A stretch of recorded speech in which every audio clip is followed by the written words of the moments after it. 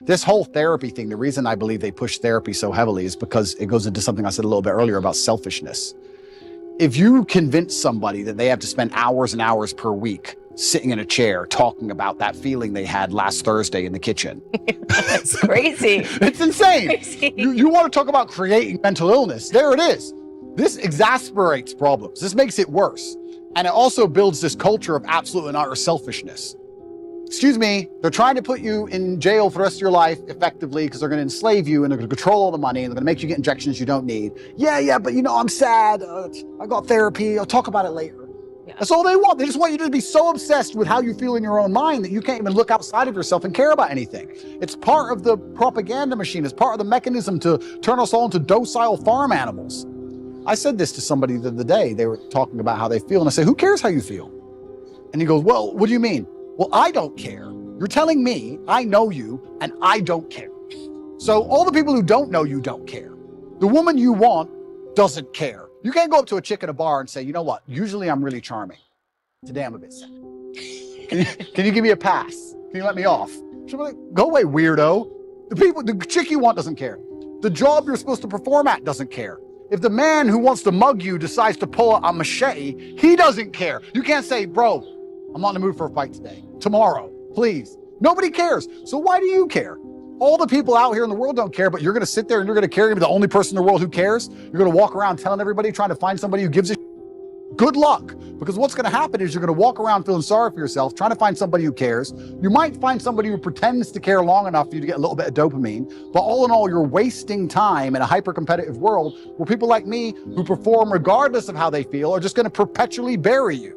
And then you're going to sit there and wake up and go, why am I a loser? Well, because when Andrew was sad, he continued to perform. When Andrew was in jail, his business didn't fall apart. He was doing push-ups every day. His body didn't fall apart. Nothing about his life degraded when he was in a jail cell surrounded by cockroaches. You're in a plushy bed at home, crying about what? And you expect the male world's hyper-competitive.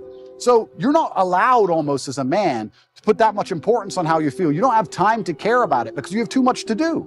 This is what I find so remarkable. If I feel sad, I don't think, how do I stop myself? I need to not feel sad. I just go to work. I got stuff to do. I'm a man. I have things to do every single day. This whole therapy garbage, I can't think of a way faster to ruin your mindset and destroy your ability to resist the perils of life than go into therapy. I really do believe, I think there is this mass drive to instill the idea of absolute selfishness in people. I think they're trying to, when I really analyze the ideal citizen they want, the ideal citizen is yes, docile, and yes, he's eunuch, but he's also ultimately selfish. Because then you don't care about community. And I think therapy is a fantastic way to make you selfish. Men come to me or young boys come to me and talk about something bad that happened to them. I said, good. Absolutely and utterly good. You should be glad that thing happened to you because that's the reason you're going to be the man who can resist the perils of life in the future. If you don't give a man struggle, look what he becomes. Tell me the kind of man, if I were to say to you, imagine a man who's never struggled in his life. Physically, mentally, everything's gone perfect for him. Born in the royal family, everything's been perfect for him his whole life. Is that the kind of man anybody respects? Is that the kind of man anyone wants to be? So you need to have all these bad things happen to you so you build the mental resilience. And that's another thing about masculinity and males as a whole. We're trying to take that all away from them in almost every regard. It's actually an interesting conversation to have about how psyops can work as a whole, because when I analyze, especially as a man, and I always talk from the masculine frame, not because I'm a misogynist, but because I'm a man. And I understand the masculine frame because I am a man. If you stray from the archetype of masculinity, if you stray from honor, courage, if you're not dutiful, if you don't believe in putting honor in your last name, if you don't want to be physically and mentally strong, if you don't believe in finding problems to solve, you don't believe in having a difficult life, if you stray from this because you've been psyoped to stray from it, all you end up with is misery. And it's amazing that people will see anybody who's strayed from it end up perma-miserable and still fall for the psyop. I find it incredible that people don't think logically long enough to sit and say, okay, whose life do I actually want? I would never adopt the thinking of somebody whose life I didn't want. I don't know why people even do that. I could sit and have a conversation with Prince Harry for 10 hours straight, and he could be as compendious and convincing and concise, and he could be extremely perfectly articulate with his points. And at the end of it, I'd say, yeah, but I don't want to be you. So I don't want to think like you. So get fucked. But I wouldn't want to listen to it. So I don't know why people don't even just wake up and go, okay, whose life do I want to live? What kind of person do I want to be? Who do I want to be like? That's the kind of thinking I need to adopt and install in my mind, because we're all being programmed by someone to a degree.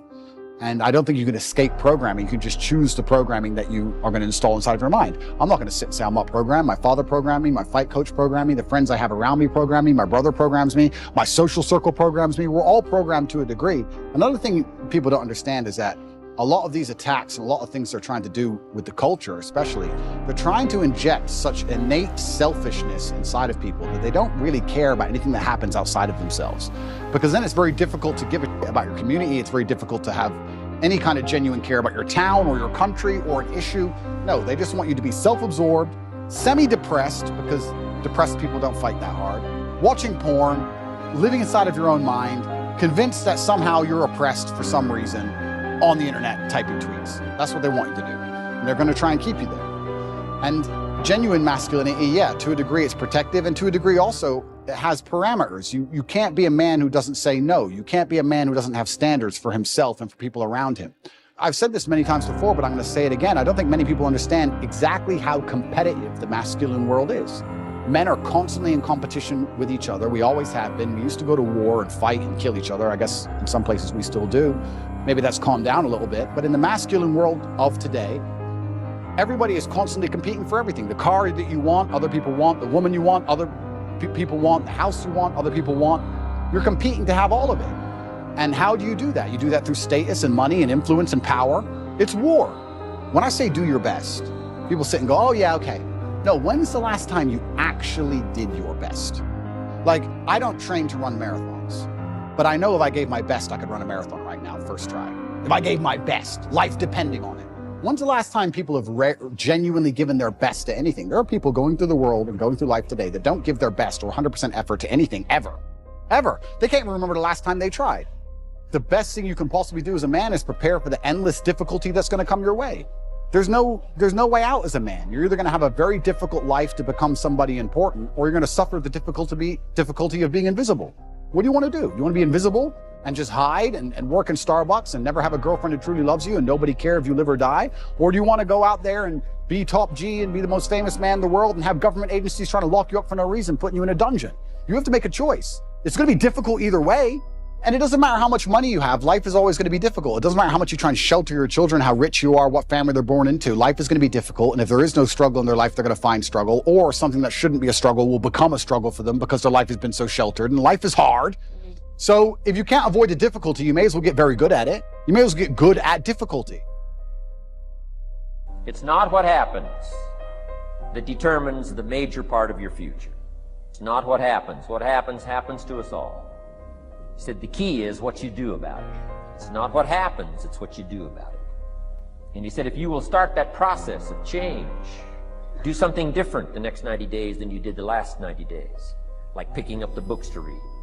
Do something different like the new health disciplines, relationship with your family, whatever it is, doesn't matter how small it is. If you'll start doing different things with the same circumstances, since we cannot change the circumstances, but we can change ourselves. We can change what we do.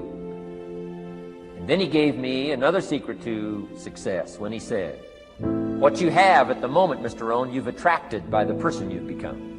What you have at the moment, you've attracted by the person you've become. Few little simple principles here. Once you understand these, it starts to explain so much. Now, sometimes it's a little tough to take, blaming yourself instead of the marketplace. Taking responsibility instead of putting it off on someone else. That transition sometimes is a challenging mission. And this one was a little tough for me. He said, Mr. Rohn, you've got pennies in your pocket, you've got nothing in the bank, the creditors are calling, you're behind on your promises. And he says, here's how that occurs. You've attracted, up until now, you've attracted the things to you because of the person you've become. Now I said, well, how can I change all that? He said, very simple. If you will change, everything will change for you. You don't have to change what's outside. All you've got to change is what's inside. To have more, you simply have to become more. And then he said, don't wish it was easier. Wish you were better. Don't wish for less problems. Wish for more skills. Start working on yourself, making these personal changes. And he said, it'll all change for you. Shoaff said, here's the secret, Mr. Rohn. Learn to work harder on yourself than you do on your job. Once I got that, it turned my life around. Learn to work harder on yourself than you do on your job. He said, if you work hard on your job, you'll make a living. If you work hard on yourself, you can make a fortune. I'm telling you, if you'll learn that simple little principle and start the process today, latest tomorrow, I'll give you tonight to think it over, and start this whole process of personal development, work on yourself, make yourself more valuable to the marketplace. I'm telling you, you can so dynamically change your income, and economics is the least of the values that you can start earning in terms of equity if you'll start working harder on yourself than you do on your job. Work hard on yourself and develop the skills. Work hard on yourself and develop the graces. All of the stuff necessary to become more valuable to the marketplace. I'm telling you, your whole life can explode into change. Promotions, no problem. Becoming more valuable to the company, I'm telling you, no problem. Money, no problem. Economics, no problem. Future, no problem. If you just go to work on the right thing. Not get things out there to change. Don't try to change the seed. Don't change the soil.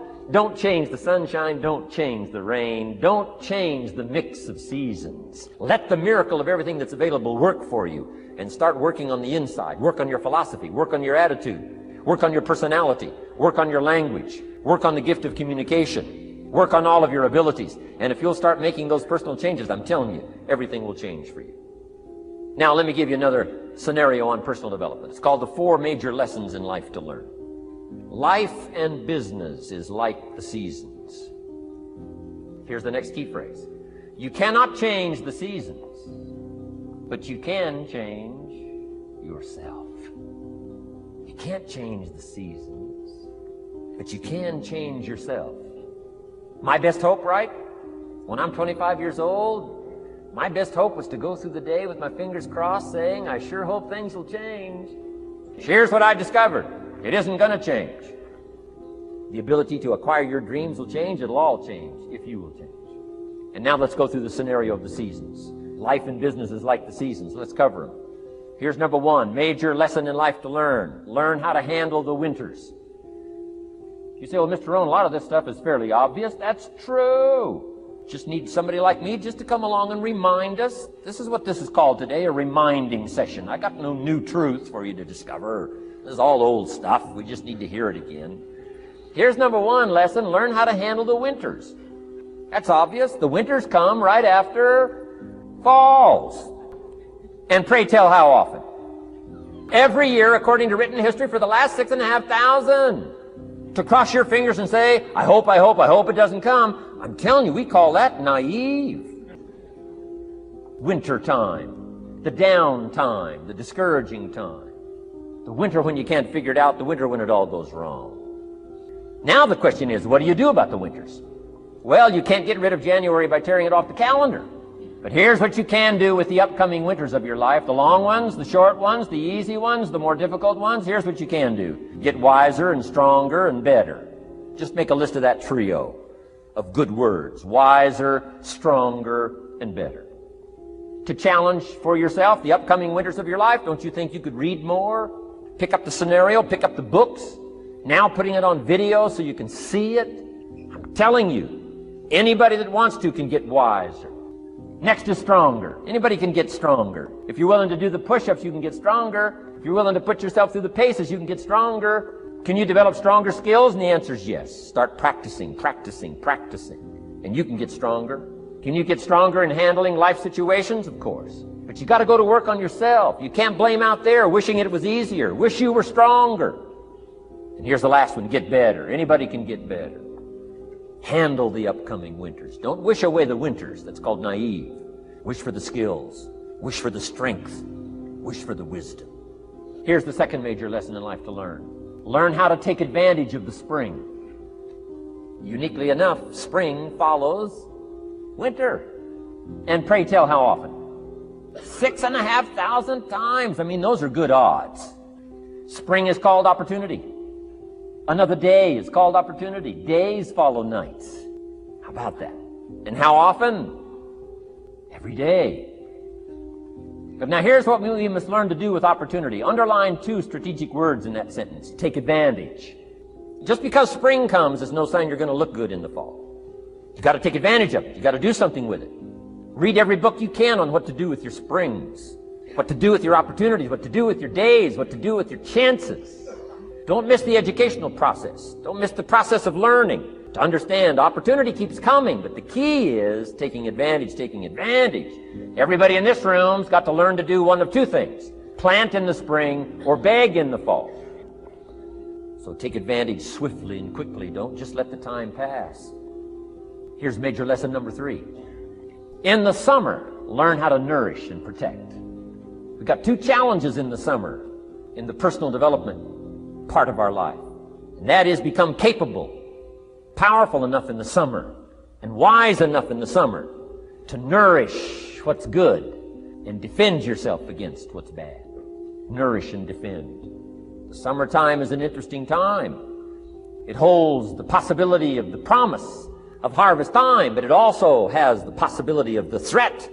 Sure enough, as soon as you've planted your garden, the busy bugs and the noxious weeds are out to take it. And let me give you another word of advice. They will take it unless you prevent it. Don't let the weeds take your garden, wreck your chances for a good harvest. Deal with your enemies in the summer. Now here's number 4. 4th major lesson in life to learn. In the fall, in the harvest, learn to reap in the harvest without complaint. Important part of personal development. Reap in the harvest without complaint. Take full responsibility. Once you've learned this scenario, it's not the seed, it's not the soil, it's not the sunshine, it's not the rain, it's not the miracle of the giving of life, it's not the seasons that's to be criticized. We must take personal responsibility. So in the harvest, take personal responsibility. It's your crop. Whatever you've reaped, it's your crop. Take responsibility. No complaint. And here's the next one. No apology. The best of human maturity is no apology if you've done well, and no complaint if you haven't.